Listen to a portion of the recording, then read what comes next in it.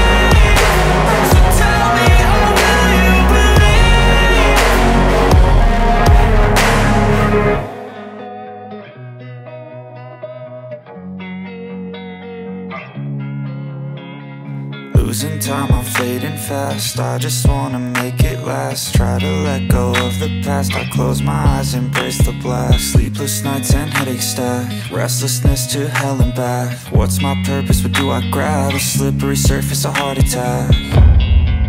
And sometimes you just gotta believe there's something that'll give you relief. There's something that'll have what you need, what you need.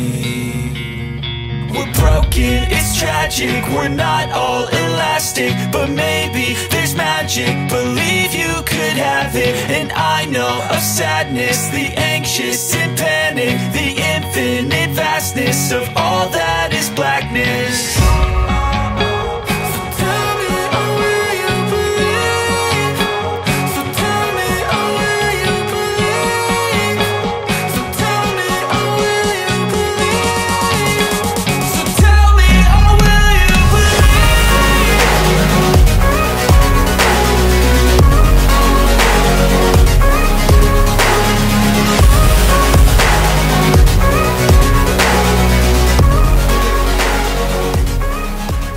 Bonjour à tous et bienvenue sur la chaîne, je suis contente de vous retrouver pour parler des petites lectures de cette semaine. Voici les quelques lectures que j'ai faites cette semaine, il y a un peu de tout, hein. On a du livre, roman, graphique, manga, tout ça, on va voir ça immédiatement, on va pas perdre trop de temps. Je vais commencer peut-être par les mangas parce que ce sont des suites de séries dont je vous ai déjà parlé, je vous les ai déjà présentées, donc je vais pas non plus m'étaler dessus.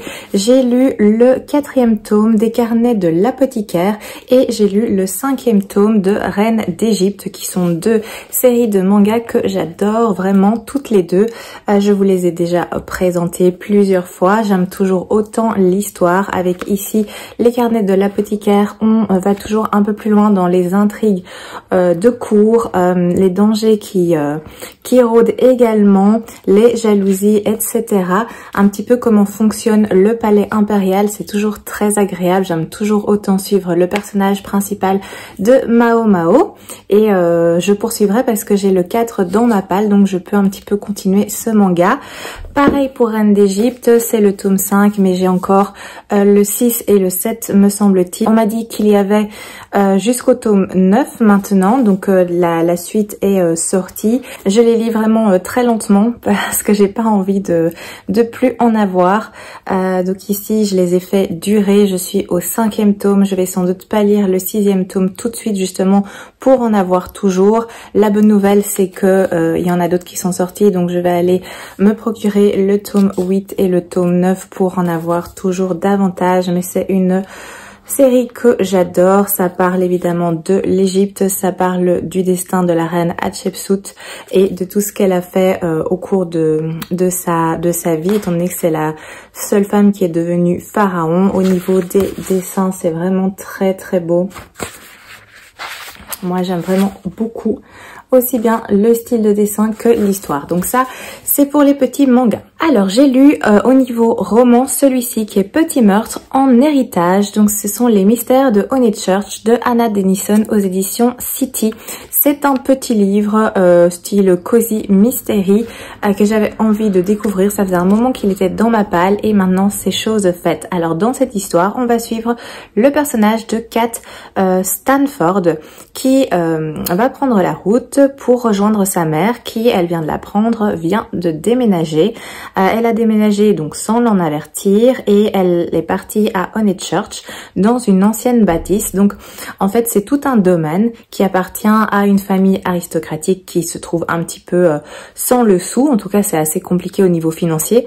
Mais donc ils ont cet énorme domaine avec des petits bâtiments comme ça par-ci par-là. Et justement sa mère a acheté une ancienne bâtisse faisant partie de ce domaine. Donc Kat va arriver, elle va un peu découvrir les personnages, la famille aristocrate.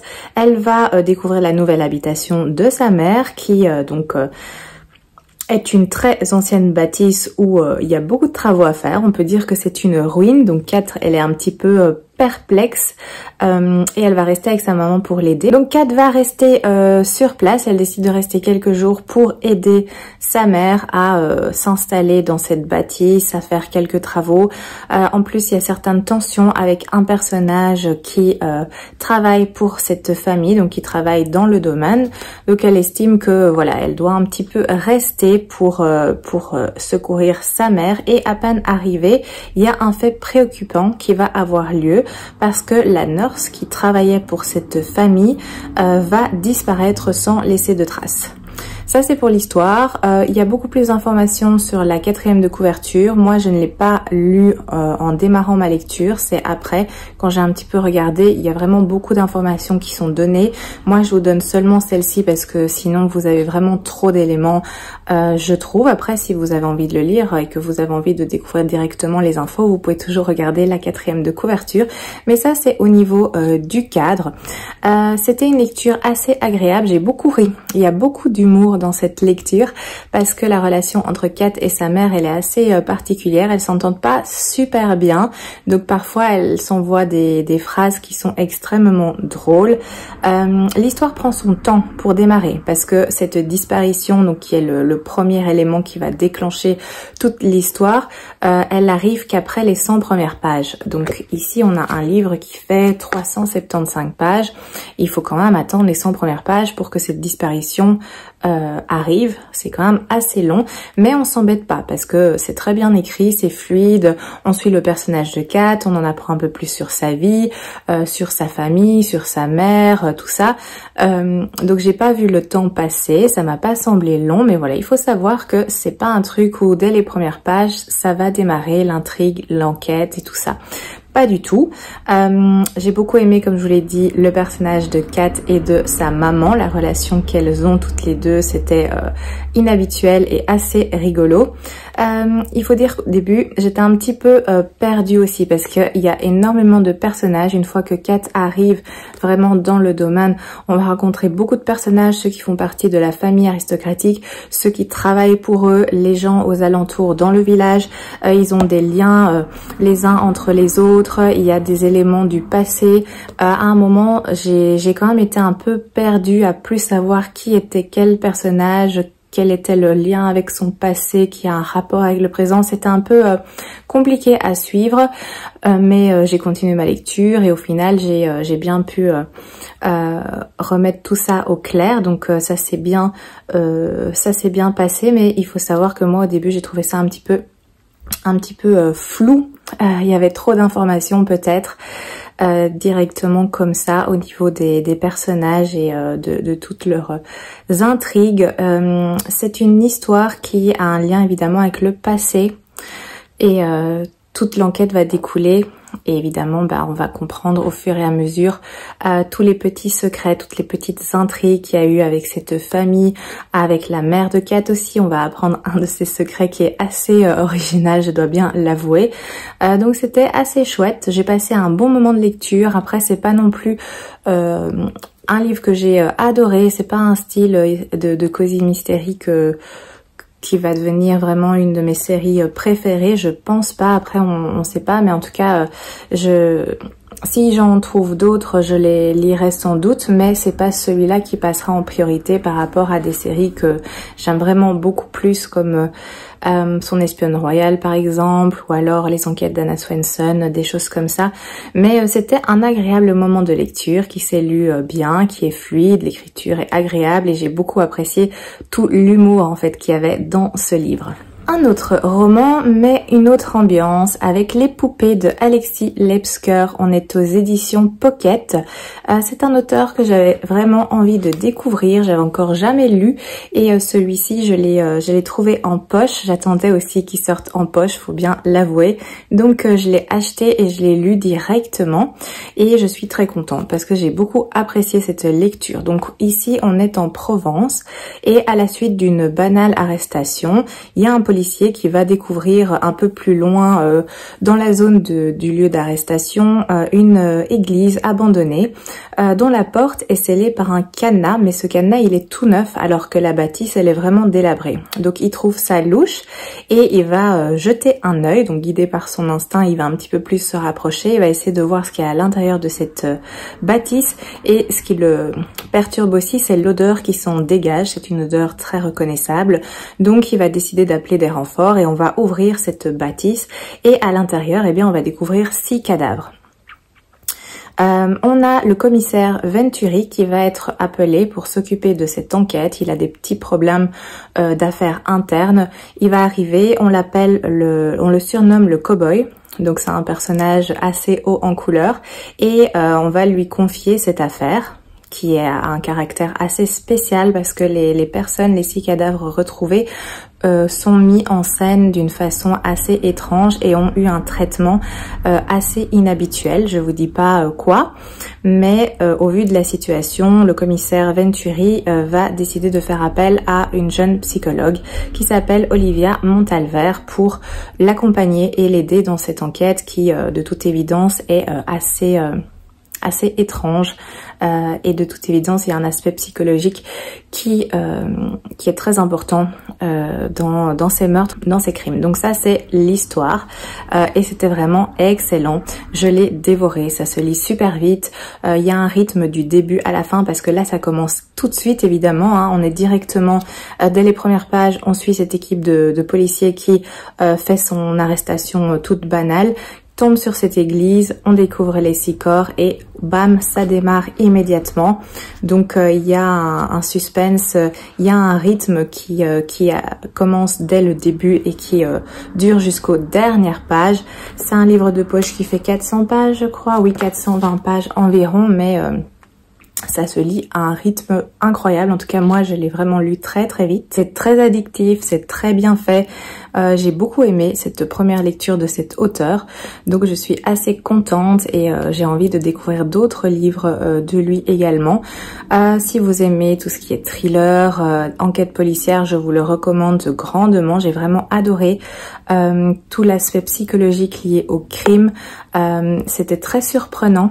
Vraiment, je m'attendais pas à ça. J'ai beaucoup aimé aussi le duo Venturi et Montalver.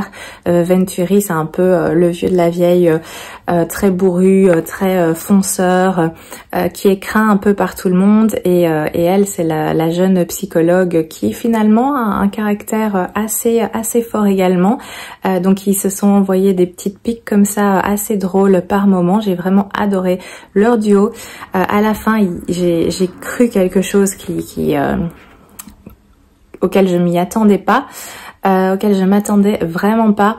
Donc il y a eu un rebondissement aussi par rapport à ce petit duo qui m'a fait un petit peu peur, mais finalement ça a été. Je vous dis pas ce qu'il en est, évidemment vous aurez la surprise, la découverte en le lisant, mais il y a vraiment beaucoup de rebondissements, beaucoup d'action, c'est prenant, c'est addictif, c'est très rythmé et j'ai vraiment beaucoup aimé. J'ai même envie d'aller acheter d'autres livres de cet auteur. Je sais pas lesquels sont déjà sortis en poche, je vais un petit peu me renseigner, mais je vais continuer à lire en tout cas les livres de cet auteur. Je continue avec un tout petit livre qui est La fille feu follet de Ursula K. Le Guin. Je sais pas comment il faut le prononcer. Donc ici c'est une édition Helios, hein, donc c'est la maison d'édition ActuSF. C'est vraiment un tout petit livre. Il fait 180 pages, quelque chose comme ça. 183 pages. Donc il est tout fin. Je trouvais que la couverture était vraiment très jolie, très belle. C'est ça qui m'a attirée. Après le résumé aussi. Mais c'est un livre assez particulier, il faut dire. Donc au niveau de cette histoire, La fille feu follet, c'est une histoire qui fait 60 pages environ, donc c'est très court, c'est plus une nouvelle, je m'attendais pas à une histoire aussi courte. On va suivre en fait un groupe de fillettes qui va être capturé par des hommes de la couronne et ils vont les emmener chez eux pour servir d'esclaves. Ils vont les emmener dans leur cité et en fait elles vont simplement découvrir les coutumes de cette cité, tout son système, comment ça fonctionne. Elles vont s'adapter dans cette nouvelle cité et on va suivre deux sœurs, donc celle ici qui est la fille feu follet avec sa petite sœur. Ça c'est pour l'histoire, je vous en dis pas plus parce qu'une histoire qui fait 60 pages c'est... il faut pas trop en dire non plus. Donc ça c'est pour cette histoire de La fille au feu follet.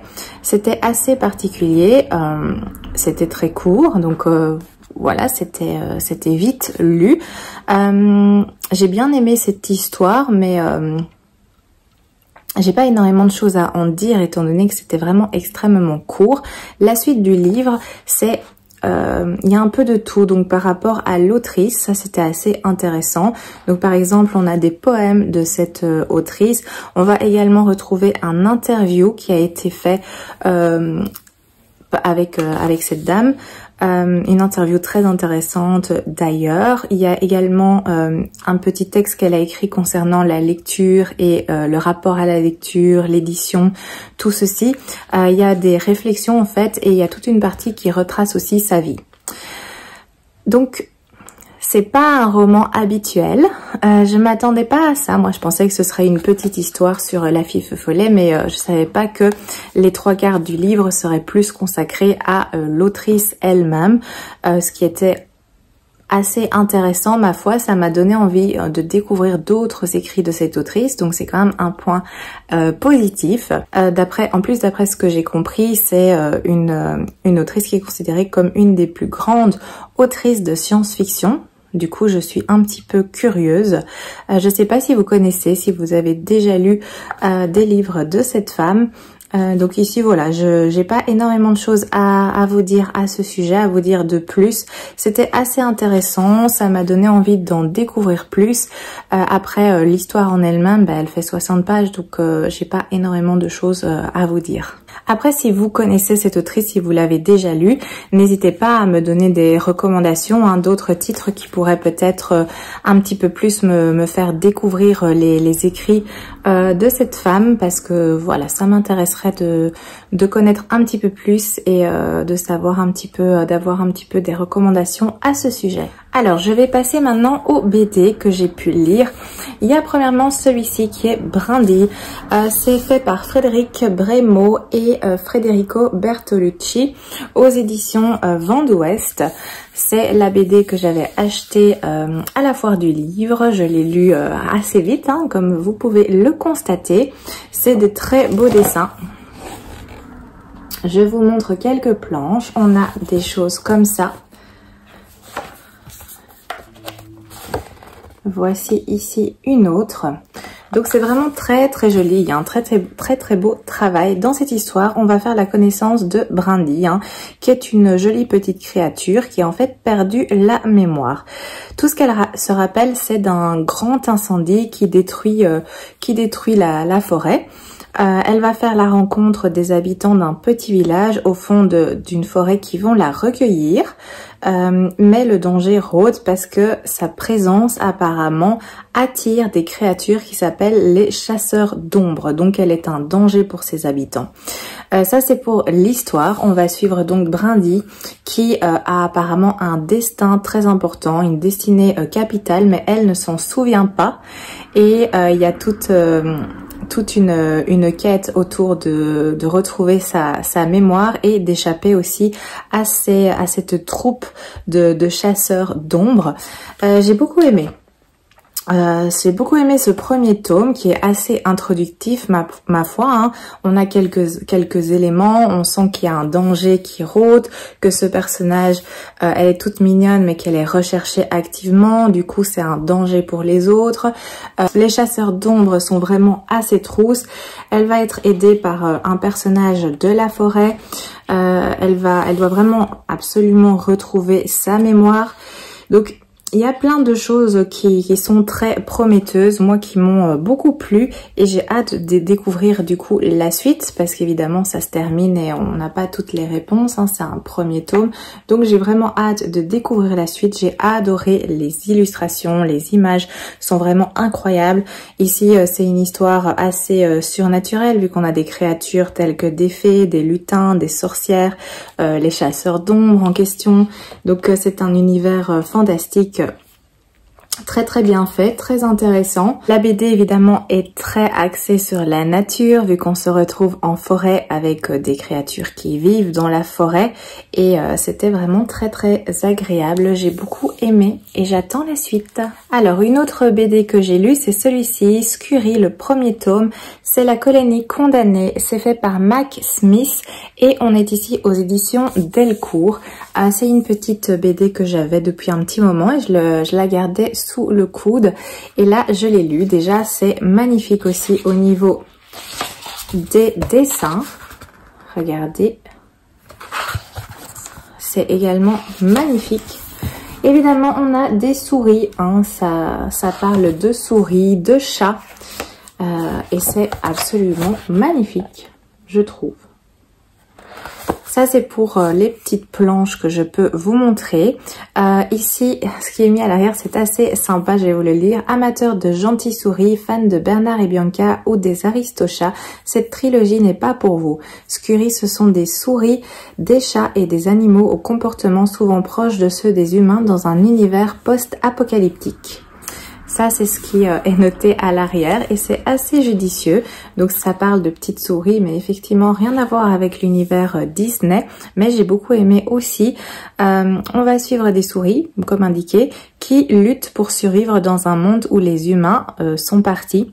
Donc ils se retrouvent dans des villages, des maisons abandonnées. Ils essayent de trouver de la nourriture pour tout le groupe de souris qui habitent, toute cette famille. Évidemment, il y a de moins en moins de nourriture. C'est de plus en plus difficile à trouver, en tout cas en restant dans les alentours. En plus, dans les alentours, eux, ils se sont installés dans une vieille maison abandonné. Donc toutes les souris vivent là et il y a un danger qui rôde parce qu'il y a aussi les chats des humains qui habitaient là, qui rôdent évidemment dans les jardins. Donc c'est assez dangereux pour les souris quand elles font leurs petites expéditions. Et autour de ce village, il y a la forêt. Et dans la forêt, apparemment, il y a un danger pire que les chats qui rôdent autour des maisons. Donc on se trouve dans cet univers où on va suivre ces souris qui doivent à tout prix trouver évidemment de la nourriture. Et on va suivre une petite souris qui est assez téméraire et qui part comme ça en mission pour risquer sa vie. Elle est toute mignonne. C'était vraiment très agréable comme lecture. J'ai adoré. C'est une trilogie comme indiqué. Donc j'ai hâte d'avoir les tomes suivants parce que j'ai beaucoup apprécié ce premier tome. C'était vraiment très chouette. J'ai adoré cette ambiance animaux avec souris, avec les chats, avec aussi les créatures qui rôdent dans les bois. C'était vraiment très chouette et vraiment hâte de découvrir la suite. J'ai également terminé ceci, une brique que j'avais reçue pour la Noël. Je l'ai lu régulièrement, un petit chapitre par-ci par-là, parce que c'est assez énorme comme lecture. C'est donc L'ère du dragon de George R. Martin, évidemment d'après tout ce qui tourne autour de Game of Thrones, l'univers Game of Thrones. Ici c'est l'histoire des Targaryens. C'est un livre magnifique, je suis super contente de l'avoir et très contente de l'avoir lu. Après il faut aimer cet univers, hein. Si vous aimez pas, si vous accrochez pas avec l'univers Game of Thrones, ben je vous le conseille pas bien évidemment, mais sinon c'est assez intéressant, le livre est magnifique, il y a des illustrations incroyables. Voilà, j'essaye de vous en montrer parce que le livre est pas facile à manipuler tellement qu'il est grand. C'est vraiment un livre magnifique. Voilà, avec à chaque fois des splendides illustrations. Évidemment, on a les dragons et c'est un petit peu une chronologie. Voilà, là vous avez le sommaire hein, qui vous explique ce qui concerne en fait la chronologie du monde Game of Thrones, de tout ce qui concerne les Targaryens. C'est vraiment très bien. Il faut aimer hein, parce que il y a énormément de conquêtes, de noms, de descendance, d'héritiers, de batailles. C'est très bien expliqué, c'est très complet. Mais il faut s'intéresser un minimum à cet univers, sinon je pense que vous allez trouver ça indigeste parce que c'est assez chaud au niveau de l'arbre généalogique, hein, parce qu'on l'a ici. Vous voyez, on a ce petit arbre pour mieux nous situer, mais voilà, il y a vraiment beaucoup de personnes, beaucoup de personnages qui ont chacun fait plein de choses. Il y a eu plein d'intrigues, il y a des morts, il y a vraiment énormément de choses. Moi, j'ai adoré me retrouver dans cet univers et découvrir de cette façon avec ce genre de livre. C'est une lecture qui m'a pris un peu de temps. Après, j'ai pas été non plus assidue parce que je voulais justement lire un petit chapitre de temps en temps pour pas que ce soit trop lourd, trop indigeste. Et j'ai beaucoup aimé. Donc voilà, si vous êtes fan, eh bien ça peut vous intéresser. Si vous l'êtes pas, je pense pas que ce livre soit pour vous. J'ai également lu ceci, en fait ça c'est une relecture, hein. C'est Les Naufragés d'Ithaque, le premier tome, c'est aux éditions Soleil, et c'est fait par Arleston et Floch. C'est une BD que j'aime beaucoup. J'ai d'ailleurs de 1 à 18 je pense. Je les ai pas tous lus parce que les 3 ou 4 derniers je ne les avais pas encore lus et j'avais envie de continuer cette série et en fait je me suis rendu compte que ça faisait super longtemps que j'avais plus suivi cette série et que c'était un peu bête de simplement lire les 3 ou 4 derniers que j'avais pas encore lus pour pas bien comprendre l'histoire en elle-même parce que ça faisait trop longtemps. Au début, celui-ci il est sorti, je ne sais plus en quelle année, mais ça fait un bon moment Je l'avais acheté directement à sa sortie. Je l'avais lu aussi directement. Je ne trouve pas la date de parution. Mais voilà, il y a... ah voilà, peut-être ici.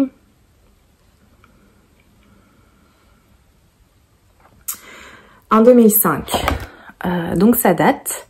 Ça fait depuis environ 2005-2006 sans doute que je les achète et que je les ai lus dès leur sortie. Mais je me rappelle plus bien en fait des premiers tomes. Donc je me suis dit... recommence la série. Ce sont des BD que j'aime beaucoup vu que j'ai commencé cette collection. Je sais pas quand est-ce qu'ils vont s'arrêter.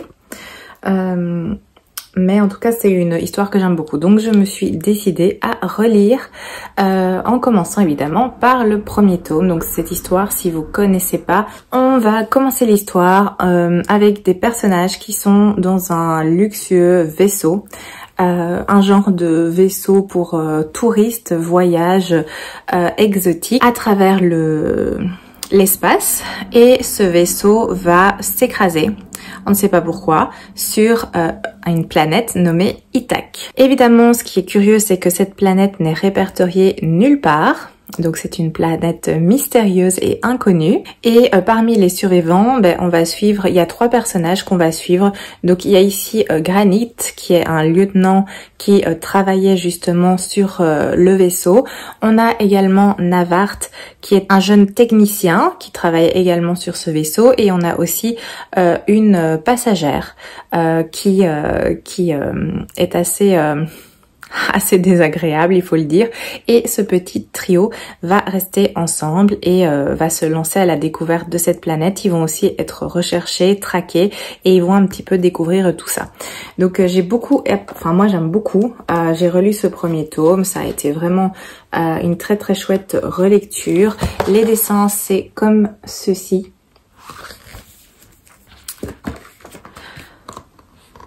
Voilà. Moi j'aime bien cette aventure, c'est agréable, s'il y a de l'action, ça bouge, les personnages sont attachants, surtout Granit et Navart.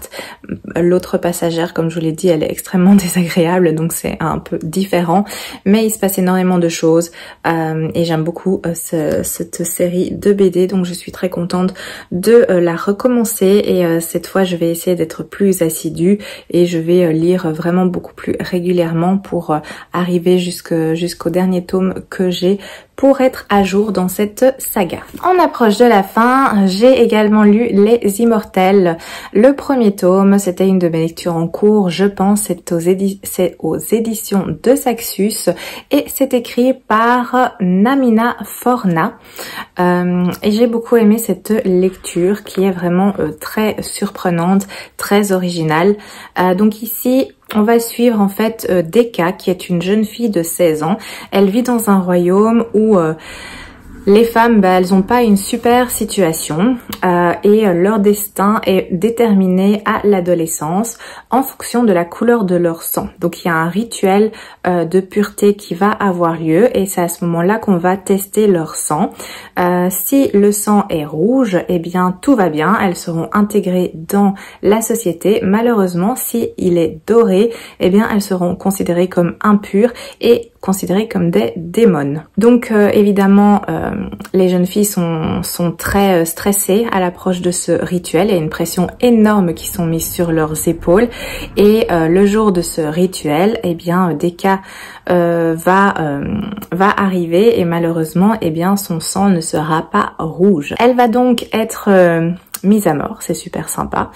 Et là, il va se passer une chose très étrange. Qui va faire qu'elle va avoir un destin incroyable par la suite. Je vous dis pas quoi évidemment, mais elle va être emprisonnée et elle va recevoir la visite d'une femme, une femme assez étrange également, qui va lui proposer un choix. En fait, soit elle va lui dire, écoute, si tu veux, tu peux rester ici dans ton village avec tous les gens qui te voient comme un monstre, comme un démon et qui te veulent du mal. Soit tu viens avec moi et tu t'engages en fait à devenir une guerrière de l'empereur. Parce que justement, cette femme est occupée à chercher des filles comme elle, parce que ce sont des Alaki. Donc ce sont des jeunes filles qui sont quasi immortelles et elles ont des dons incroyables, elles ont des capacités incroyables. Donc on les utilise comme guerrières pour se battre contre une menace vraiment très très importante qui menace évidemment le royaume. Donc elle a ce choix et elle va faire un choix. Je m'arrête ici pour l'histoire, mais c'était vraiment très très bien, c'était très original, j'ai beaucoup aimé cette histoire. Évidemment c'est axé sur les femmes, hein, parce que il y a beaucoup de violences qui sont faites sur les jeunes filles, justement qui sont considérées comme impures, dont le sang n'est pas rouge. Il y a beaucoup de craintes aussi. C'était vraiment très très amené. Moi j'ai beaucoup aimé. Je m'attendais pas à ça. J'avais pas lu la 4e de couverture non plus. Ça faisait un moment que j'hésitais à le lire. Je l'avais vu plusieurs fois. Je l'avais pas pris les fois précédentes et c'est vraiment récemment que je me suis dit allez, je vais me lancer parce qu'il me fait de l'œil, j'ai vraiment envie de découvrir cette histoire. J'ai pas entendu beaucoup d'écho non plus et je me suis dit que ça me tentait vraiment beaucoup et j'ai beaucoup apprécié. C'est une société, c'est un univers qui est assez complexe. Il y a beaucoup d'intrigues, il y a beaucoup de secrets. On va en apprendre beaucoup sur Deka, sur ce que sont les Alaki, sur ce qu'elle est elle principalement.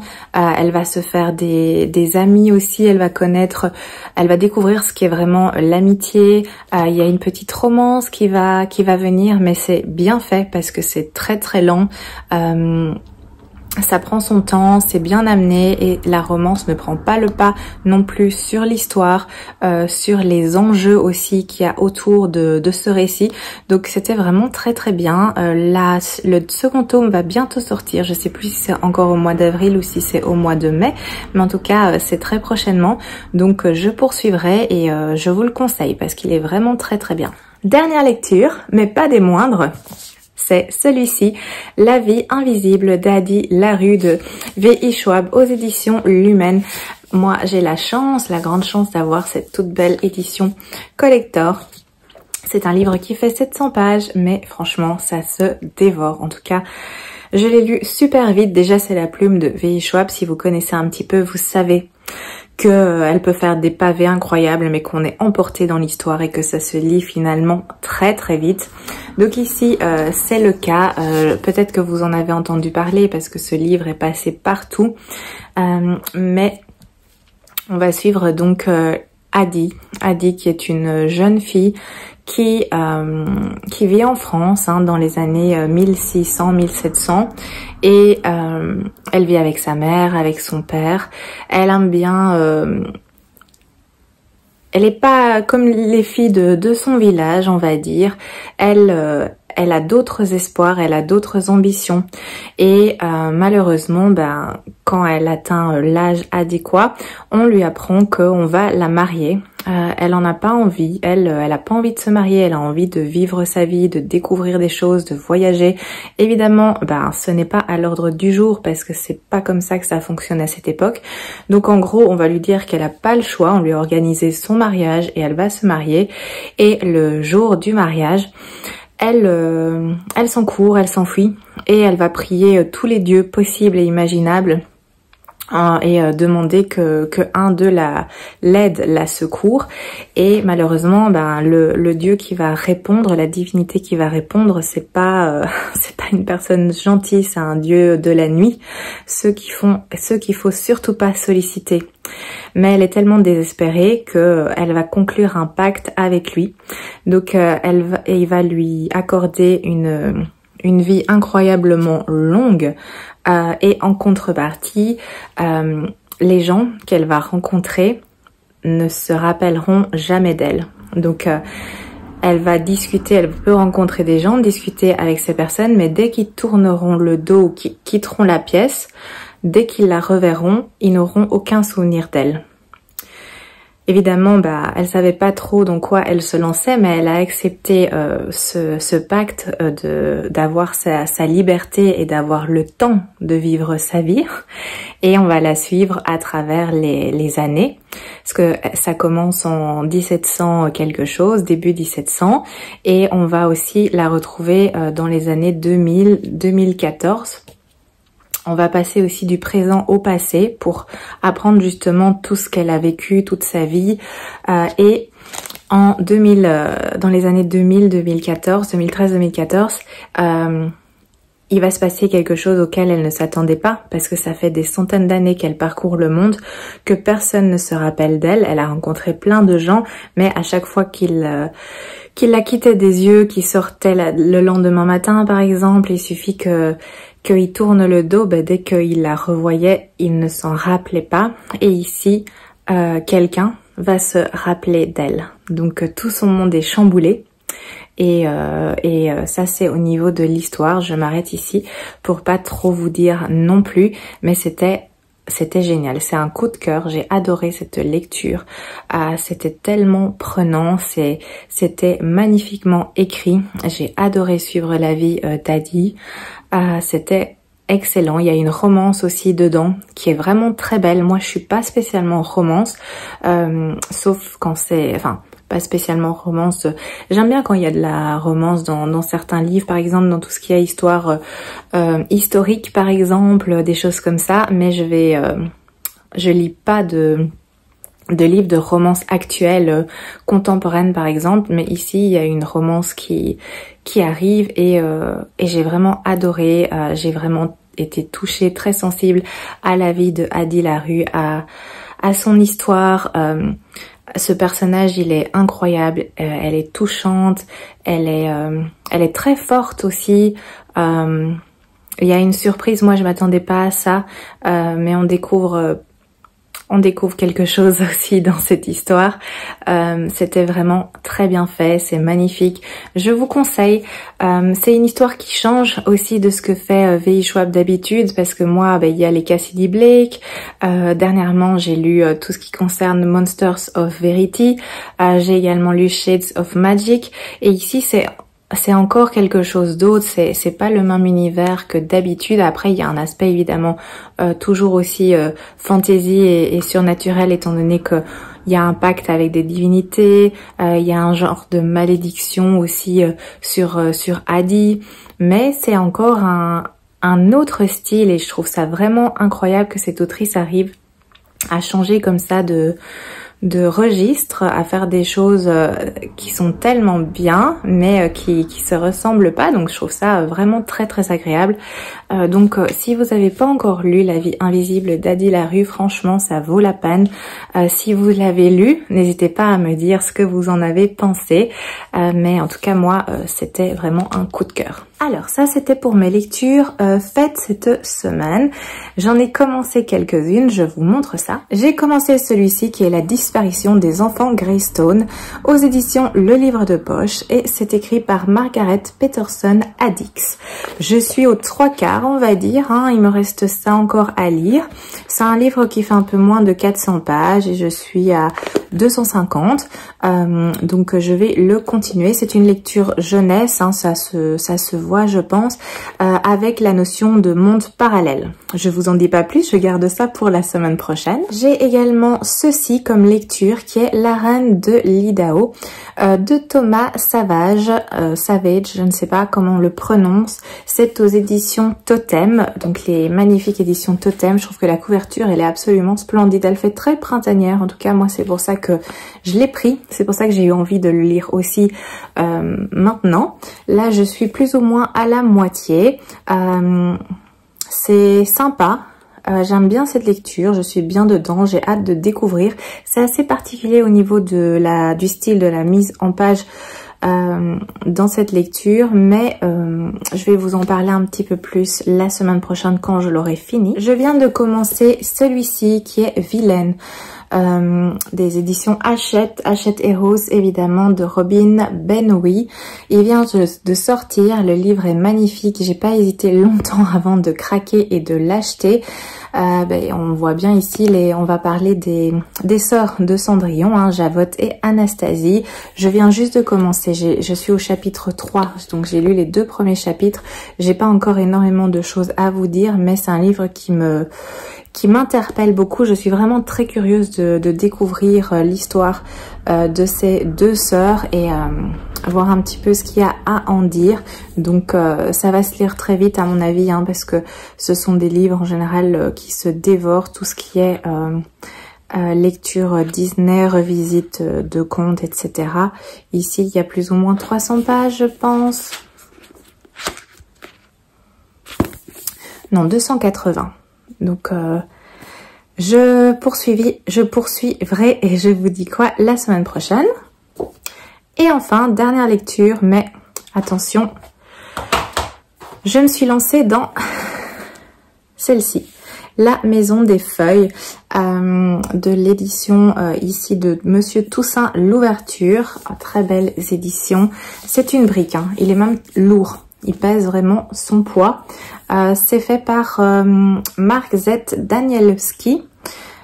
Et c'est un livre qui, je pense que vous l'avez peut-être vu passer, il est très spécial pour notamment sa mise en page. Voilà, on a des choses comme ça, des choses comme ça, des choses en couleur, des choses voilà, très spéciales, très particulières. Je viens de le commencer, j'ai lu, je suis au chapitre 4, j'ai lu une 30aine de pages. Pour l'instant, c'est bien, mais c'est très particulier. Déjà par la mise en page, le changement d'écriture, le changement de police, tout ça, c'est assez perturbant. Et puis la suite, à mon avis, va être encore plus perturbant. Donc évidemment, ça concerne une maison assez étrange d'après ce que j'ai pu comprendre. C'est une belle brique qui fait plus de 600 pages. Je sais pas quand est-ce que je le finirai. Je suis pas sûre de le terminer par contre pour la semaine prochaine parce que, enfin voilà, il est quand même massif et il y a de quoi lire dedans, hein. C'est vraiment... En plus, l'interligne n'est pas très large. Je vous montre d'un peu plus près. Vous voyez, c'est très condensé. Donc, ça se lit pas hyper vite non plus. Mais de toute façon, même si j'avance dans ma lecture, enfin j'avancerai dans ma lecture, mais je pourrais vous en dire un petit peu plus la semaine prochaine, même s'il n'est pas fini, j'aurai déjà un petit peu plus avancé. Donc voici ma dernière lecture en cours. Voilà, on a fait le tour. Je vous remercie d'avoir regardé cette vidéo. J'espère que ça vous a plu. N'hésitez pas, comme d'habitude, à me laisser un petit pouce, un petit commentaire. N'hésitez pas à vous abonner si c'est pas encore fait. Je vous remercie en tout cas d'être là, d'être présent. Je vous souhaite un agréable dimanche, que tout se passe bien pour vous et je vous dis à très bientôt.